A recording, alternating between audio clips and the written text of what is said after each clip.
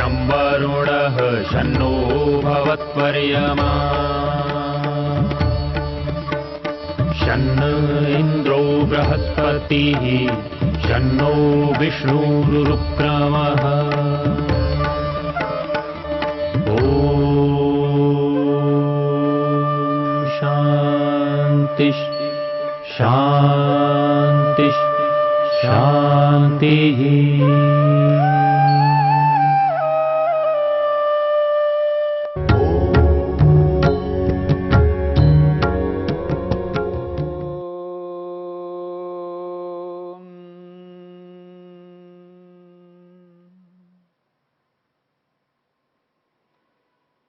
समाधि पाद के 45वें सूत्र को लेकर के विचार चल रहा है।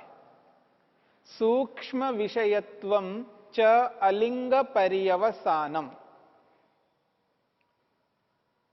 महर्षि पतंजलि ने सूक्ष्मता को लेकर के इस 45वें सूत्र में स्पष्ट किया है। सूक्ष्मता की सीमा क्या है, यानी सूक्ष्म किसे कहते हैं और सूक्ष्मता की सीमा परिसमाप्ति, उसके आगे और कोई सूक्ष्म नहीं है। कौन सी वस्तु सूक्ष्म होती है और जो वस्तु सूक्ष्म होती है वह सूक्ष्मता और किसी वस्तु की अपेक्षा से होती है और एक वस्तु दूसरी वस्तु से सूक्ष्म होती है और एक सूक्ष्म वस्तु दूसरी सूक्ष्म वस्तु से अधिक सूक्ष्म होती है। मेरी बात को समझने का प्रयत्न करना। एक वस्तु की अपेक्षा दूसरी वस्तु सूक्ष्म होती है, उस सूक्ष्म वस्तु की अपेक्षा तीसरी वस्तु और अधिक सूक्ष्म होती है और उसकी अपेक्षा चौथी वस्तु और अधिक सूक्ष्म होती है। इस प्रकार सूक्ष्मता की एक सीमा है। महर्षि पतंजलि ने इस 45वें सूत्र में स्पष्ट किया है, सूक्ष्मता की सीमा है, समाप्ति है, उसके आगे और कोई सूक्ष्म नहीं हो सकता।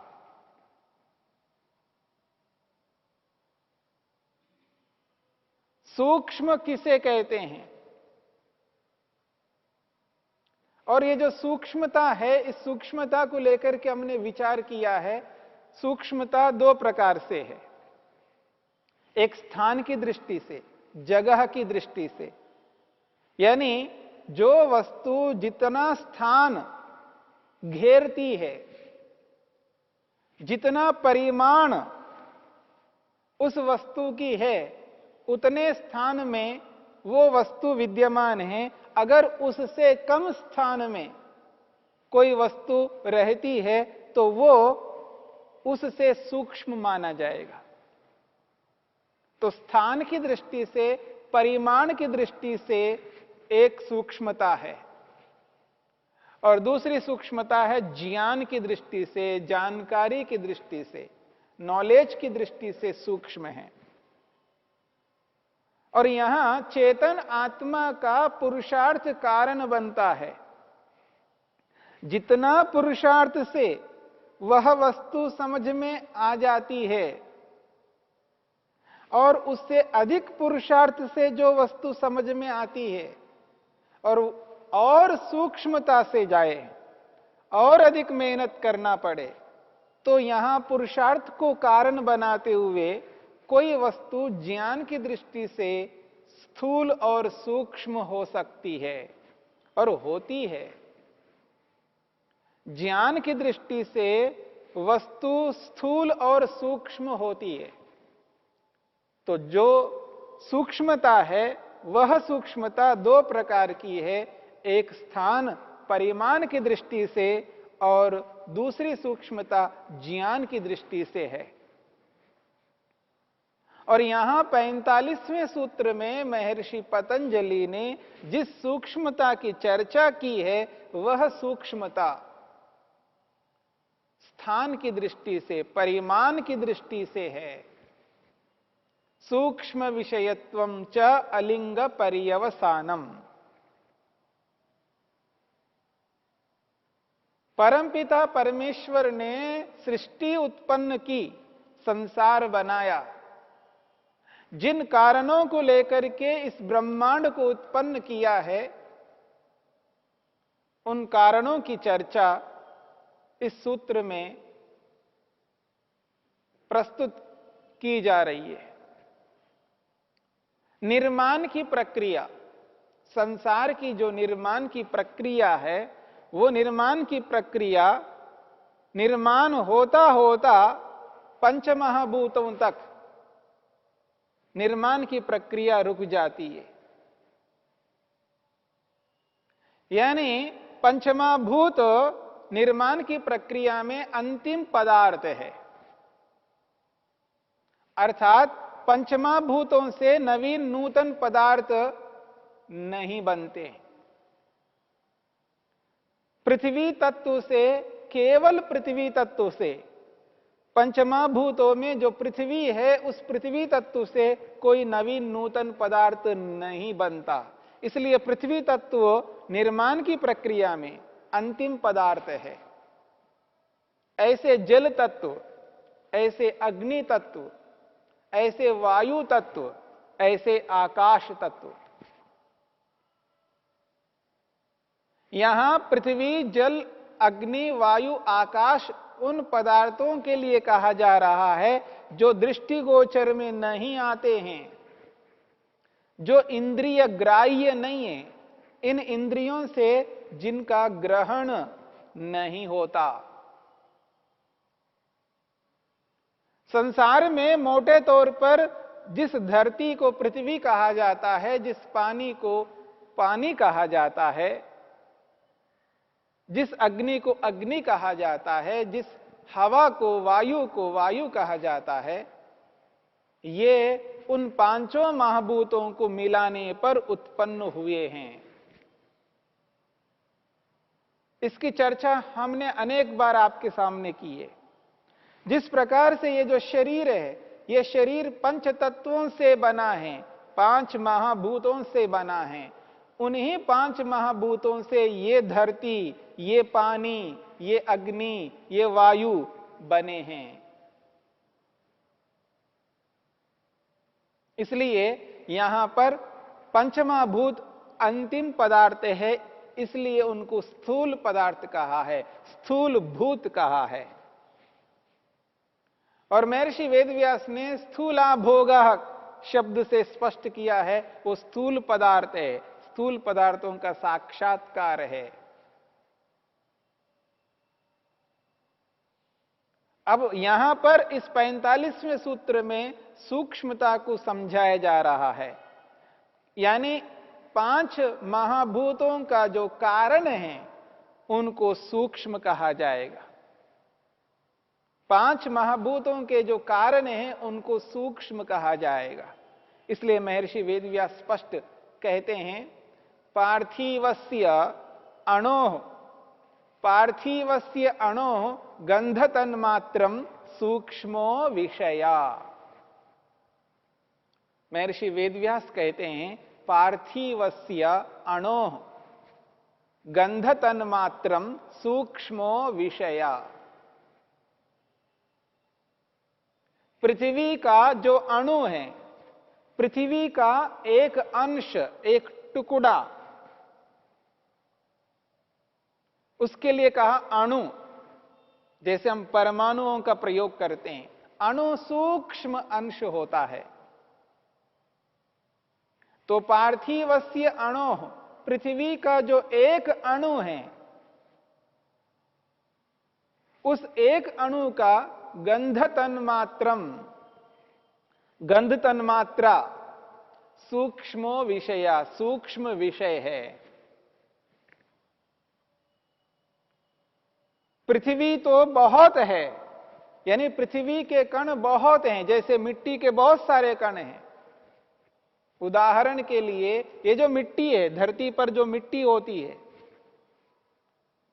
मिट्टी के एक कण को लीजिएगा, ठीक इसी प्रकार पंचमहाभूतों में जो पृथ्वी तत्व है, उस पृथ्वी तत्व के बहुत सारे अणु हैं, और उन अणुओं में से एक अणु को ले लीजिएगा। पार्थिवस्य अणोः गंधतन्मात्रम सूक्ष्मो विषया। उस अणु का, उस परमाणु का जो कारण है, जिसे गंध तन्मात्रा कहते हैं, वह गंध तन्मात्रा सूक्ष्मो विषया, वो सूक्ष्म विषय है। यानी एक कार्य है और एक कारण है। याद रखिएगा, कार्य स्थूल होता है, कारण सूक्ष्म होता है। जहां कार्य कारण संबंध है, यानी तात्विक रूप से पदार्थ के रूप में बात कही जा रही है।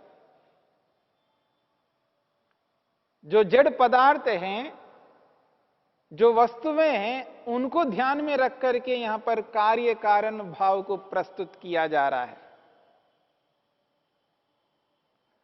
पार्थिवस्य अणोः, पृथ्वी का एक अणु, यह कार्य पदार्थ है, और उसका जो कारण है वो गंध तन्मात्रम, गंध तन्मात्रा है। सूक्ष्मो विषया, वह गंध तन्मात्रा सूक्ष्म है, क्योंकि वो कारण है। पृथ्वी का जो अणु है, उसका जो कारण है वो है गंध तन्मात्रा।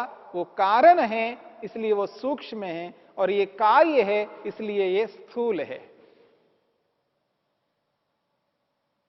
इसलिए इस प्रसंग में कार्य स्थूल होता है और कारण सूक्ष्म होता है।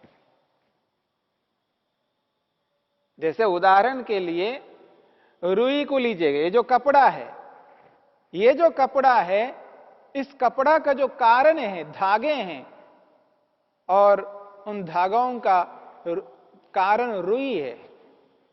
रुई जो है वो सूक्ष्म है और कपड़ा स्थूल है, अथवा कपड़ा स्थूल है, धागे जो हैं वो सूक्ष्म है।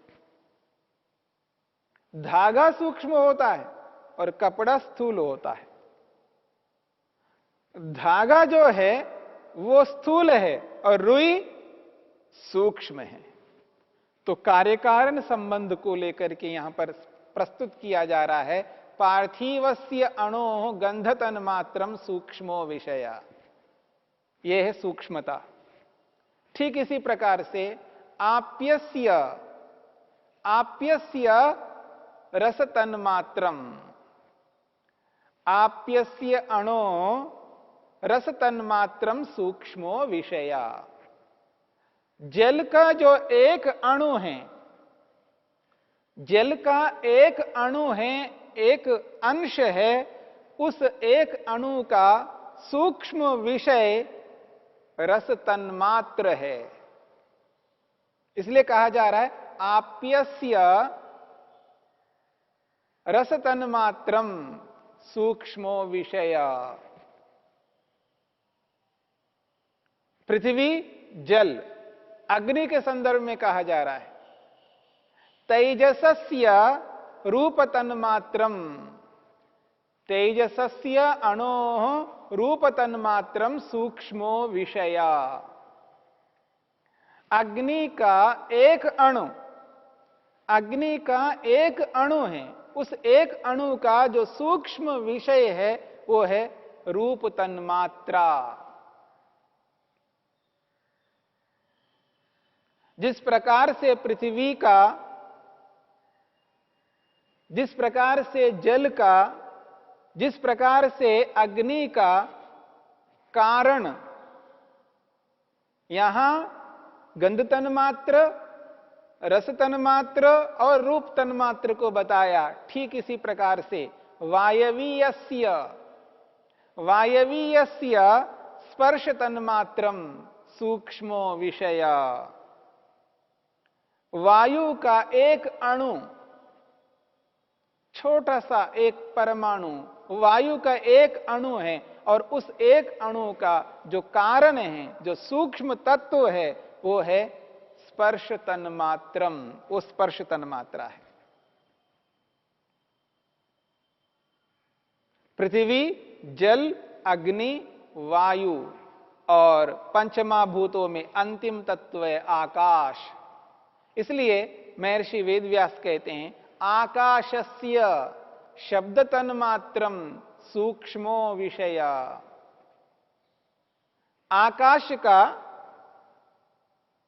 एक अणु, उस एक अणु का सूक्ष्म विषय शब्द तन्मात्र है। पांचों महाभूतों के कारणों को यहां पर स्पष्ट किया है। पृथ्वी का सूक्ष्म गंध तन्मात्र, जल का सूक्ष्म विषय रस तन्मात्र, अग्नि का सूक्ष्म विषय रूप तन्मात्र, वायु का सूक्ष्म विषय स्पर्श तन्मात्र और आकाश का सूक्ष्म विषय शब्द तन्मात्र। ये 5 तत्व हैं। पंचमहाभूतों के 5 तत्व सूक्ष्म विषय है जिनको तन्मात्रा के नाम से कहा जाता है। ये पांचों तन्मात्राएं स्थूल भूतों के कारण होने से वो सूक्ष्म हैं और 5 महाभूत स्थूल है। 5 महाभूत कार्य होने से ये स्थूल है और तन्मात्राएं कारण होने से सूक्ष्म हैं। ये है सूक्ष्मता। यानी 5 तन्मात्राएं कारण है और 5 भूत कार्य है। यह है कार्य कारण की प्रक्रिया। यह है स्थूलता और सूक्ष्मता। अब आगे बढ़ते हैं। ये जो 5 तन्मात्राएं हैं, इन 5 तन्मात्राओं को भी कार्य कहा जाएगा। यह भी कार्य पदार्थ है। यह अलग बात है, 5 भूतों के वो कारण हैं, परंतु ये 5 तन्मात्राएं किसी के कारण होते हुए भी किसी के कार्य हैं। किसी के कारण होते हुए भी किसी के कार्य हैं। इसलिए इन 5 तन्मात्राओं से भी सूक्ष्म तत्व है। इन 5 तन्मात्राओं से भी कोई ऐसा तत्व है जो सूक्ष्म है और वो इन 5 तन्मात्राओं का कारण है। इसलिए महर्षि वेदव्यास कहते हैं तेषाम अहंकारः सूक्ष्मो विषयः। वो कहते हैं तेषाम, तेषाम उन तन्मात्राओं का, अहंकारः अहंकार नामक तत्व सूक्ष्मो विषया, ये सूक्ष्म है। उन 5 तन्मात्राओं का जो कारण है वो है अहंकार।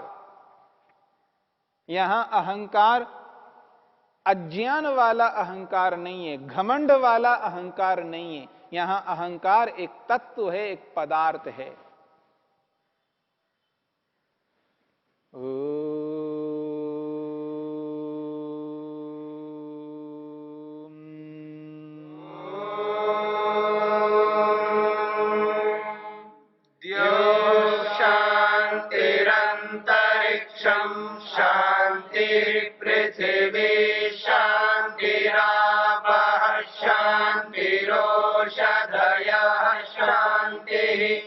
वनस्पतयः शान्तिर्विश्वे देवा शान्तिर्ब्रह्म शान्ति सर्वं शान्ति शान्तिरेव शान्ति। श्यामा